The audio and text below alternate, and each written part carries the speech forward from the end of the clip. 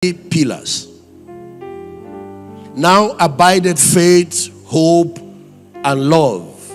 These three, and the greatest of these is love. Do you have any table, any small table that is 3 legged? Okay, can you get me one chair, 4-leg chair?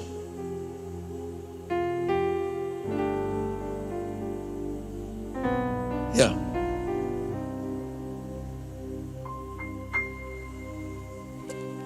Yeah, there is a simple version of this that I want to share. But you can see, this chair is designed to stand on 3 legs. So if you knock off one and leave 3 and you sit, it will fall on that side. Now what happens if you knock off 2 and sit on 2? If the 2 you remove are in the front, when you sit, you fall frontward. If the 2 you remove are from the back, you will fall backward. If it's from the side, you will fall sideward. Christianity is built on 3 pillars. It seems to me that it's just about one of them that people have fully understood, which is faith. Even that faith, the understanding of what it is and how it works, is still eluding many Christians. These 3, and the greatest is love.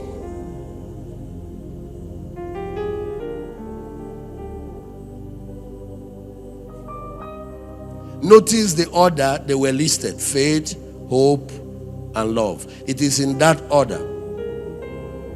It is listed in ascending order. The greatest of these is love. The second greatest is hope. Because hope is the one that takes care of you, not only in time, but in eternity.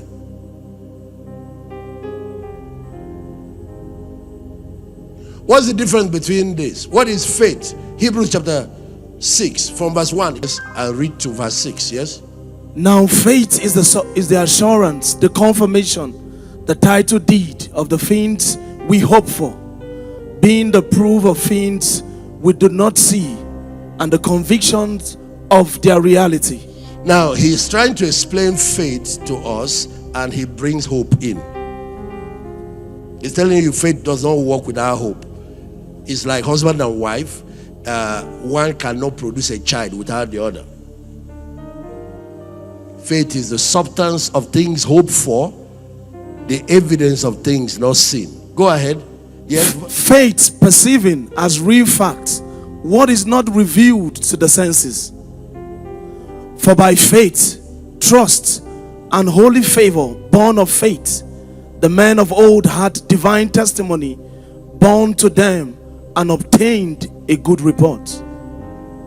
By faith we understand that the worlds during the successive ages were framed, fashioned, put in order, and equipped for their intended purpose. By the word of God, the way God created the universe, created the cosmos, and then designed them to accomplish specific purpose, and he did it with his word. It is the same way you can put your life in order. You can create realities in your life with what you say with your mouth. Faith does not just create, it also provides direction for what he created, purpose and meaning for it.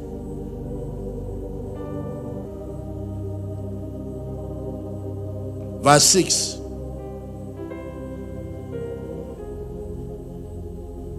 Verse 6. But without faith it is impossible to please him. For he that cometh to God must believe that he is, and that he is a rewarder of them that diligently seek him. But without faith. Okay.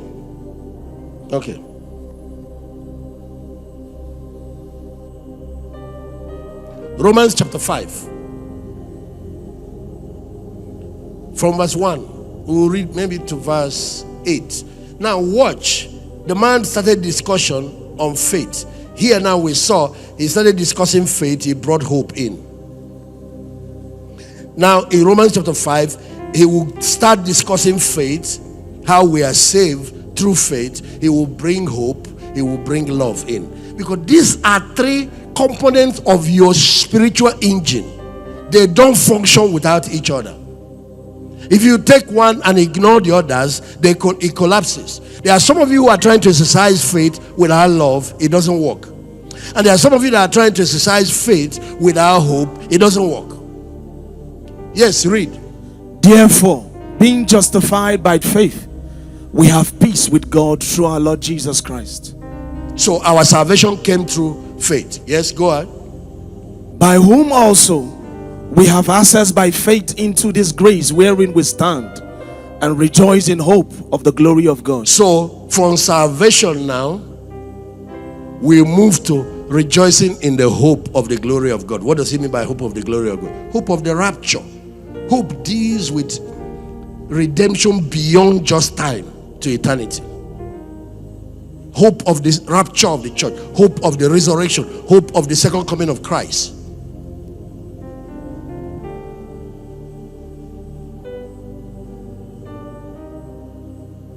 Salvation was given to us in three packages. We are saved the moment we believe in Jesus Christ and receive him as our Savior. When we exercise faith in what Christ had done for us on the cross, you are saved. So just like physical birth, that's how new birth is. You can say, I was born on so date 1967. You can also say, on so date, whatever year, I gave my life to Christ. So it's a settled fact. You are saved. You're not going to be saved two times. I know that there are people who answer altar call many times, but the time comes when they have that conviction that they've received salvation.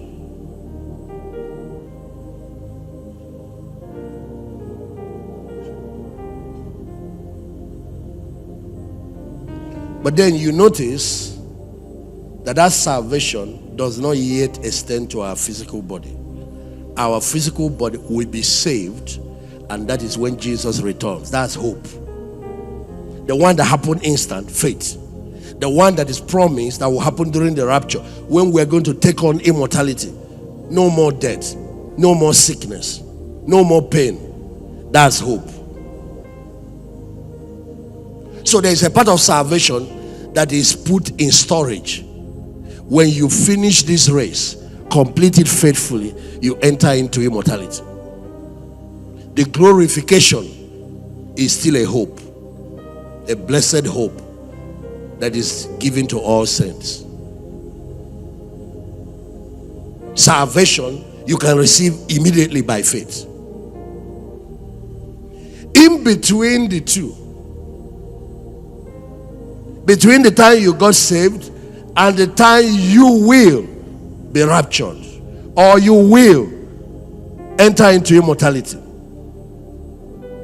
there is another salvation that is an ongoing work that is happening in your life. This particular one is a process. It doesn't happen instantly.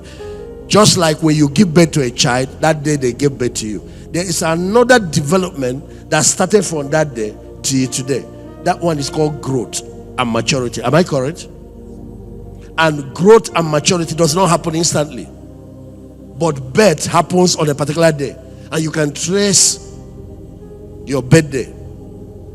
But growth and maturity that has been going on, you can't trace a day and say, this is the day I became fully developed as a Christian. So that one is being conformed into the image of Christ, becoming more and more like Jesus. Sanctification is part of it. And it is that development stage that is still ongoing and will remain till Christ comes to lead us into perfection. So even though you are saved, you are not yet perfect.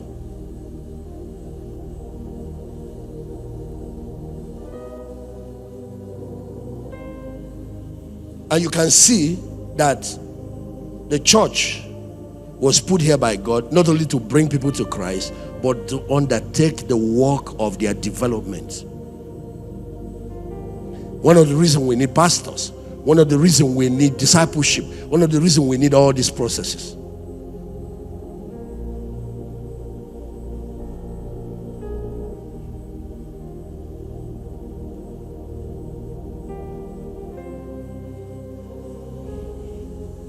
Show the Romans chapter 8 verse, I think, is that verse 19 or verse 29? Show it, I will see. God's purpose, yeah, it's verse 29. God's purpose, look at it. Who he foreknew, he predestinated to be conformed to the image of his son, that he might be the firstborn among many brethren. This making every believer to actually conform to the image of Jesus is the process that is going on now. So if you are in the process, you are getting more and more like Christ. You are growing. You are making progress. You'll be able to say, I might not be there yet, but I'm not where I used to be.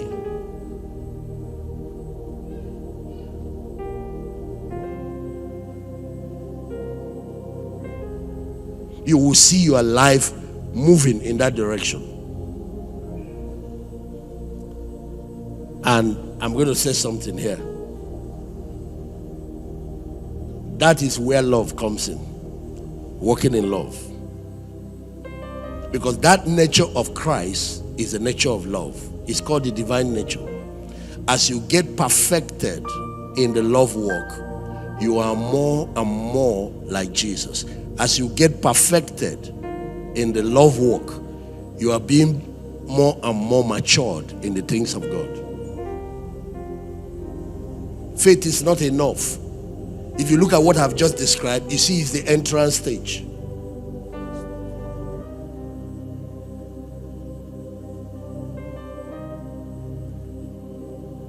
Do you know what God looks like? We are trying to be like God. Do you know what He looks like?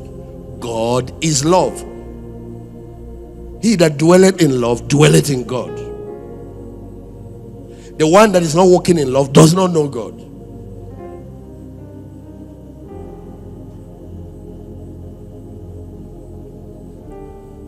Let's come back to these three cardinal virtues. Let me give you the simpler explanation of how the three of them work together. First of all, let's tackle hope. What is hope? Let's see if we can give you 5 to 7 different meanings of that. Number 1 is your desires. Number 2, your expectations. Don't try to exercise faith till you have a clear goal or desire. Number 3, your goals. Number 4, your dreams. Number 5, your vision. Number 6, your future.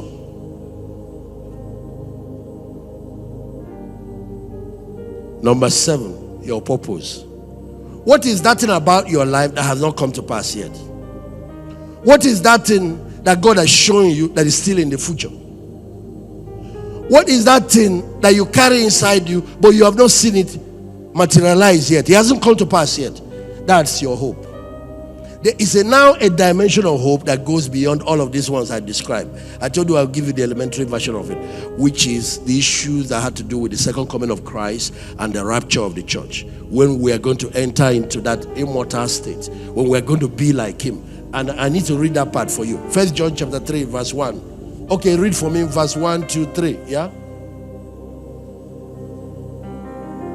This is the blessed hope of all the saints. 1 John chapter 3 verse 1 to 3. Okay, go ahead and read. Behold, what manner of love the Father had bestowed upon us, that we should be called the sons of God. This part has happened. It happened with salvation. Faith brought it to pass. We are already God's children. We're not going to be God's children. It's not rapture that will make us God's children. It's salvation and justification that made us God's children. And that one happened when you receive Christ. But look at the next part. Yes? Therefore, the world knoweth us not, because it knew Him not. Beloved, now are we the sons of God. You see that our salvation is now. Faith is now. Hebrews chapter 11 said, now faith deals with time, hope deals with eternity, or deals with the future. Now are we the sons of God? Yes, go ahead. And it doth not yet appear what we shall be. So there's an aspect of our salvation that is still in the future, and that's the one he's now addressing here, hope. It does not yet appear what we shall be. Yes, but we know that when we shall appear, we shall be like him. No, not when we shall appear. Read it right. But we know that when he shall appear, is when he, Jesus, returns. Yes, what happens to us? We shall be like him. We shall be like him. Yes. For we shall see him as he is. So, yes. And every man that had this hope in him purified himself. So, do you see what he calls that part? Hope. And any believer that has it lives godly. Anybody that is looking forward to the coming of Christ lives a holy life, lives a righteous life. If I look at the way you are living, I can tell whether the cardinal pillar of hope is active in your life or not. A lot of Christians only deal with faith because faith can help them solve the problems of life, cast out devil, get people healed, receive financial breakthrough, deal with most of the problem. And so the church, the modern church, Nigerian church, African churches have focused almost 98% to even 99% of their energy only on faith. Because those are the things you hear every day. Things that have to do with breakthrough. Receive it. Because it's faith that deals with this side of life. The problem with this kind of Christians is that when tragedy strikes, when there is persecution, when there is tribulation, they don't have anything in them to withstand it. They don't have antidotes. When people die, they are shattered because their faith can't handle that experience. Christianity prepares you not only for life, it prepares you for death. Actually, it's during trials, during tribulations, that we know whether your faith is strong or not. And it won't be if you don't have hope combined with faith.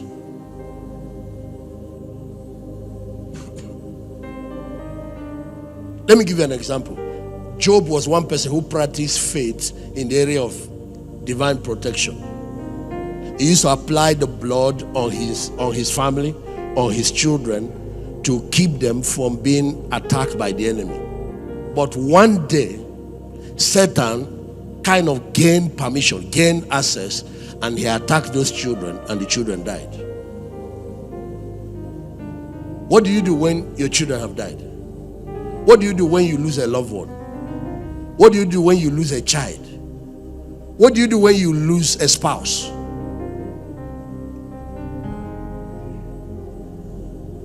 In dealing with trauma, grief, losses, people go through 5 stages. It's a natural process. First stage is shock and denial. They deny that the person is not dead. They deny that this did not happen. You know, one day Job woke up, fire burnt his house. Very wealthy man. He lost most of his wealth. What do? You go through shock, denial. But then people keep progressing in the stages of grief. They get to the 4th stage, they go into depression and despair. At that stage, they are confused. For example, now, stage 3 is negotiation and interrogation. They are talking with the Lord, to see if He can change back that situation and get them out of it. If the person is dead, they are praying, believing that He will rise. And there are cases where God has raised the dead people back to life. Because faith can move mountains. But what about those cases where the person did not come back? What about those cases where that job has been lost and is gone? What about those situations where fire actually burned that building and it's gone? You know what a lot of people do? They now move to despair and depression. Some of them lose their perception of life. They begin to talk trash. And that was what the devil was hoping, that he will get Job to that point so he can deny God. He will say, you have disappointed me. You are not faithful. After believing in you, trusting you, look at what you allowed to happen to me. The modern Christians who only build on hope usually don't have antidote or something in them to withstand when the enemy comes. Because all they expect is that God will change the situation. What about when he doesn't change? Do you know what Job did? He went to God's house, bowed down and worshiped. He said, naked came I into this world, naked will I go. The Lord has given, the Lord has taken. Blessed be the name of the Lord. Before I got the children, you were God. After the children are gone, you are still God. You are the one that gave me this wealth. He was the wealthiest man in the whole of Middle East. And I have been in this position for many years. Now that he's gone, why should I curse God? His wife said to him, curse God and die. Because the wife has faith without hope. The man that has hope knows that this situation is not permanent. It will change again tomorrow. The man that has hope sees beyond the end of the tunnel and knows that, you know, the song you guys sang, I said times and seasons change, but you remain the same. The man that has hope knows that even if it doesn't change in time, there is a better tomorrow for me in eternity.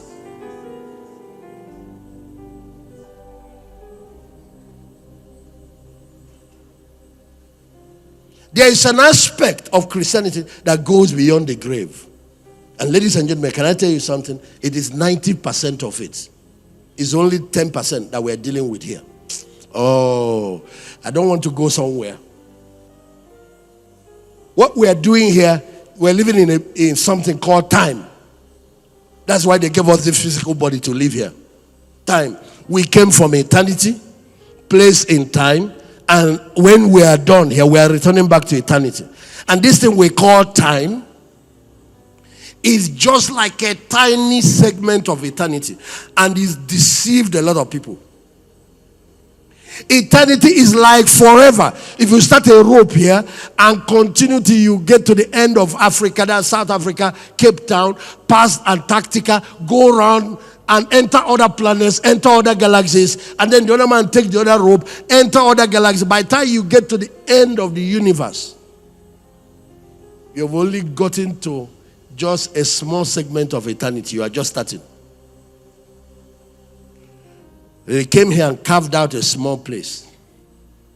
And this so-called time is just 7,000 years old. It's 1 week they gave us in time. 1 week. 1 week. They gave us 7 days. At the end of these 7 days, they will reevaluate everything that has happened. That's what's called judgment. And move us back to eternity. We are meant to be like angels. We are meant to be like God. We are immortal beings. But they put us in a mortal state. Certain decision people are making now will put them in suffering forever when they return to eternity. Not having eternal perspective make you misbehave when you are living in time.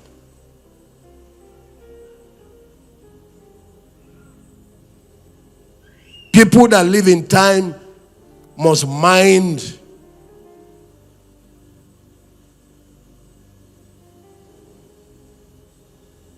those things that matter the most, and most of them are eternal in nature.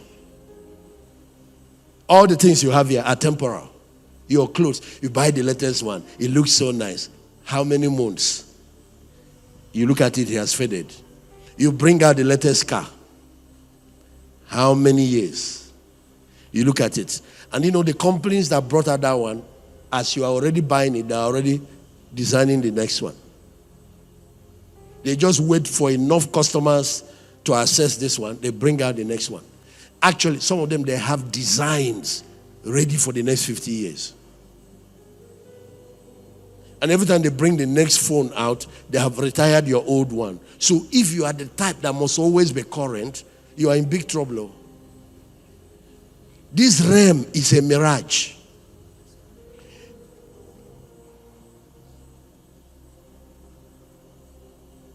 Look at money. Money is important for life here. It's like fuel. What fuel is to a car. That's what financial resource is to human life. It's just a means. It's not the end. But some people have now made money the end. Some have made it their God. They can kill for it. They can do anything for it. They throw away their life to get money. Tell me, 100 years ago, who was the richest man? Do you know? 1,000 years ago, who was the richest man? Do you know?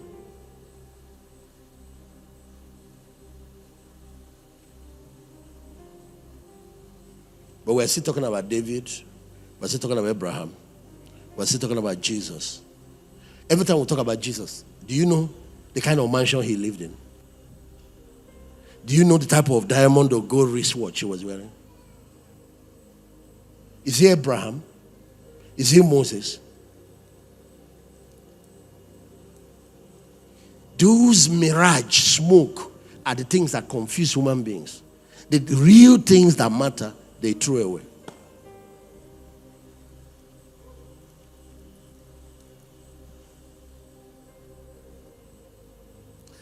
I downloaded a document about the wealthiest people have lived in America and Europe. Those people that control bill. Many of them died miserable. Many of them died. Go, it's on the internet. Many of them died of overdose of drugs. Many of them died committing suicide. Yet they had all the money. You think money is what gives you fulfillment? You're a joker. And usually, sometimes when we talk about this, those who have not had it think we are joking. Some of us that have touched it are telling you. There are people, their marriages were better before they got money. You think that's what makes marriage sweet? Like fuel, it adds value. It can buy you a couple of things. The important things in life, it doesn't buy.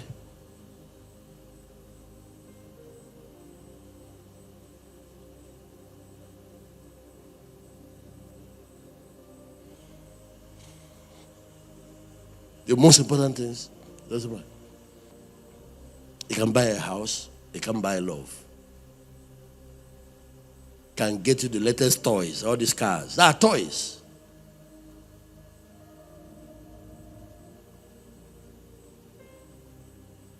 But when I travel, doesn't matter where I'm going, I have a sense of assurance, of safety, because of who I believe in, not because of the type of car I drive.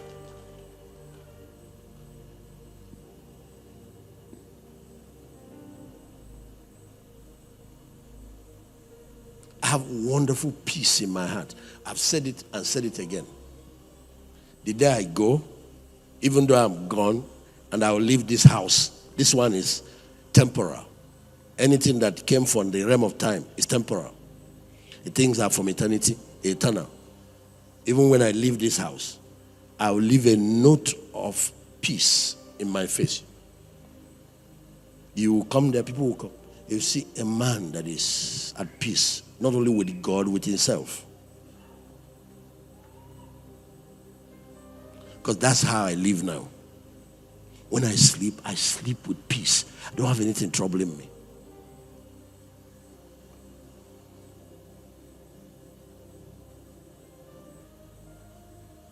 When you live in the will of God for your life, when you live to do his will, you enter into that zone.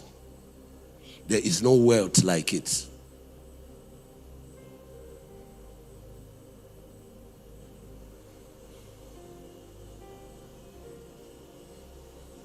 Let's come back because I would also like to help you with time, problems of this life. So that's where faith is required. Okay, so what is hope? Hope within the realm of the life we're living in covers about 7 or more things, like your dreams, your desires, your expectations, your goals. Anytime you have a goal, you have hope. your vision, your purpose, your future.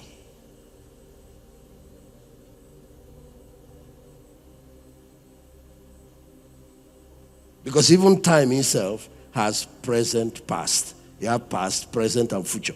So there's still future in time. And we have to deal with that by engaging it with hope. A man can live 40 days without food, 3 days without water, and can stay a couple of seconds and minutes without oxygen. But once you take hope away from a man, he expires.